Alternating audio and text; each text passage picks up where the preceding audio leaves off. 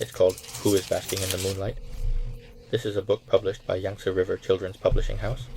In the introduction, it mentions that tonight's moon is big and round, and it asks which animals will come out to bask in the moonlight. The animals include owls, hedgehogs, snails, and fireflies. It turns out that the night is so lively. We will look at it in two ways. The first method is to observe the brightness in our current surroundings.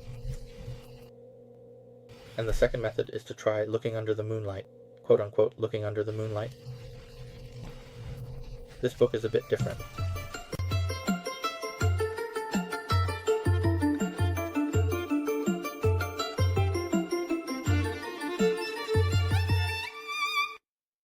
Let's take a look. Opening this book, it has a very dark cover. It says that the sun has set, and the sheep are asleep, but whose moonlight is it? Well, the owl comes out first. It flies quietly. Who else is basking in the moonlight? Let's take a look. Oh, what is this?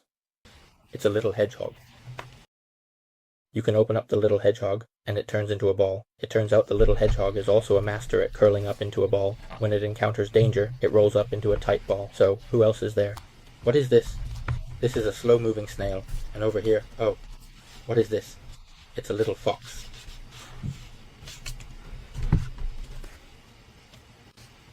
This is a firefly. This insect is also basking in the moonlight. Who else is handsome?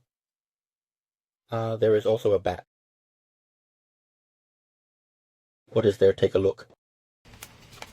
What a cute little thing this is. What kind of monkey is it? It's called a tarsier.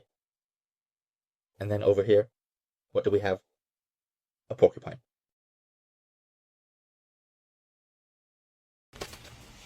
It's an owl. When the sun rises, they all go to sleep.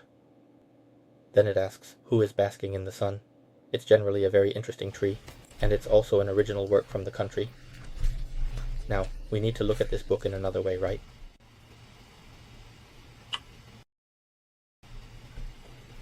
Wow, this is a book with glow-in-the-dark ink. Now it feels like we are looking at this book under the moonlight. Who is basking in the moonlight? Let's take a look. It's the same book from just now, haha. Did you see the owl? Who is basking in the moonlight?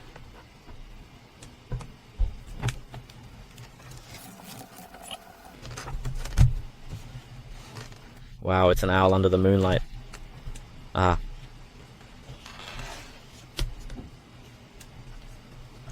This glow-in-the-dark book, haha, what can we see here? It's this little hedgehog, and then the hedgehog turns into a ball. A group gathered and I just saw a snail. It turns out it is also basking in the glow-in-the-dark. At this moment there are these starry dots. What is this?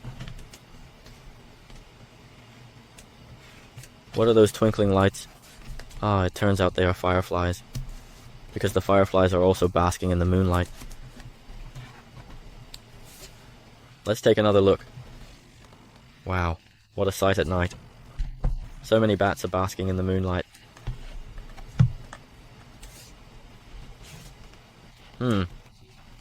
What is this? Is this a tamarin? I see.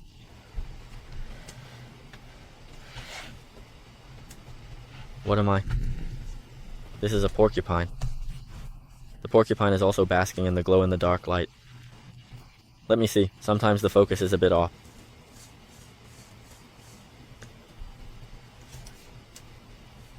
So, what happened at this moment? The sun has come out, huh? As soon as the sun comes out, the sun becomes invisible, so that's how it is. All these little animals have left. You can see there is also a bat here. It's a very beautiful book, so bright. So bright. Alright, let's turn on the lights. Our perspective today is quite interesting. This is a glow-in-the-dark book, and it uses this, glow-in-the-dark ink. This ink is not fluorescent ink. It actually absorbs ultraviolet light, and then, it can glow. When all the lights are turned off, it emits a very beautiful kind of light. So you can touch this book with your hand. It has a silk screen print, and you can feel the printed texture on it. This glow-in-the-dark ink is quite interesting. It's a very creative book, I think. Of course, it might be a bit difficult to see this effect. You need to expose it to sunlight for a while.